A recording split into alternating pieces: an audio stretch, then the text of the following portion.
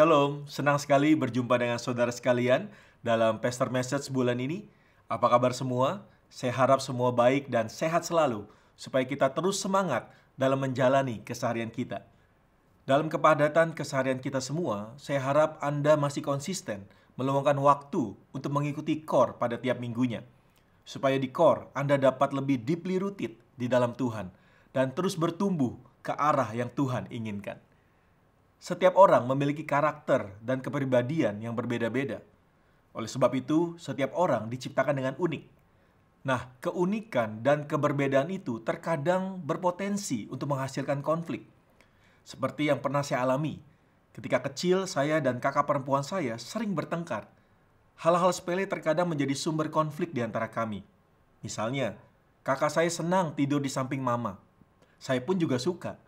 Maka jika malam sebelum tidur, kami sering berlomba-lomba siapa yang lebih dulu sampai di ranjang dan tidur di samping mama. Jika saya menang, maka kakak saya akan menangis. Dan akhirnya mama menyuruh saya untuk mengalah. Saya memang akhirnya mengalah. Namun dalam hati saya sangat marah kepada kakak saya.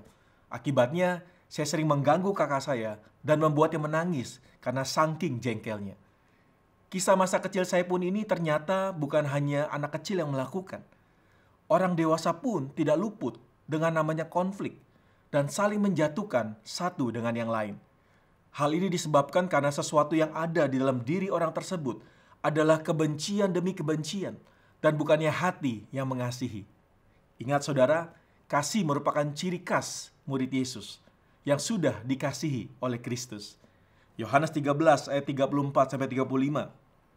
Aku memberikan perintah baru kepada kamu, yaitu supaya kamu saling mengasihi.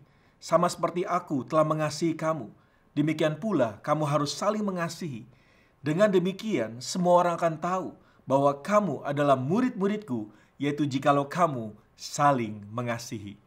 Sebagai seorang murid Yesus, seharusnya hati kita dipenuhi oleh kasih Tuhan dan bukan kebencian. Dengan kontras, kitab Amsal 10 ayat yang kedua menyatakan bahwa kebencian menimbulkan pertengkaran, tetapi kasih menutupi segala pelanggaran.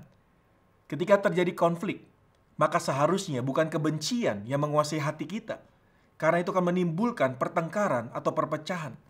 Tetapi melainkan kita harus menyelesaikan perbedaan dan konflik dengan hati yang penuh kasih. Kasih yang akan membuat seseorang ketika menghadapi konflik dengan cara yang berbeda, yaitu dengan cara Allah.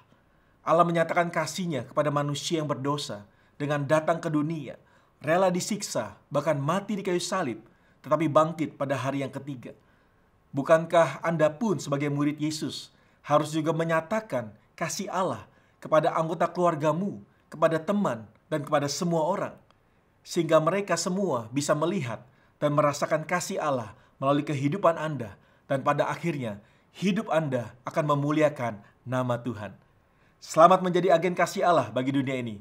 Tuhan Yesus memberkati.